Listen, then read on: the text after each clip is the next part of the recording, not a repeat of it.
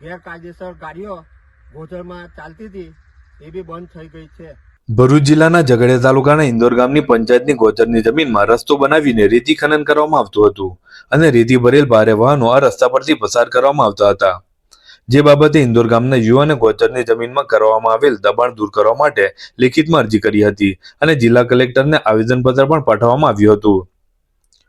ત્યારબાદ આજરોજ ઝઘડિયા તાલુકા વિકાસ અધિકારી તેમજ ઇન્દોર ગામના તલાટી અને તેઓની ટીમ દ્વારા સ્થળ પર પહોંચી જેસીબી મશીન ફેરવી આ રસ્તો ખોદી કાઢવામાં આવ્યો હતો અને રેતી વહન કરતા ભારે વાહનો માટે આ રસ્તો સદંતર રીતે બંધ કરવામાં આવ્યો છે। મારું નામ યાસીનભાઈ હબીબભાઈ ખોખર।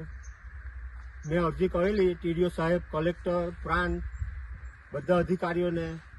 તેને અનુસંધાનમાં ટીડીઓ સાહેબ, તલાટી સાહેબ આવી ને જે ગોચરમાં દબાણ હતું એને દૂર કરવામાં આવ્યું છે। ગેરકાયદેસર ગાડીઓ ગોચરમાં ચાલતી હતી એ બી બંધ થઈ ગઈ છે।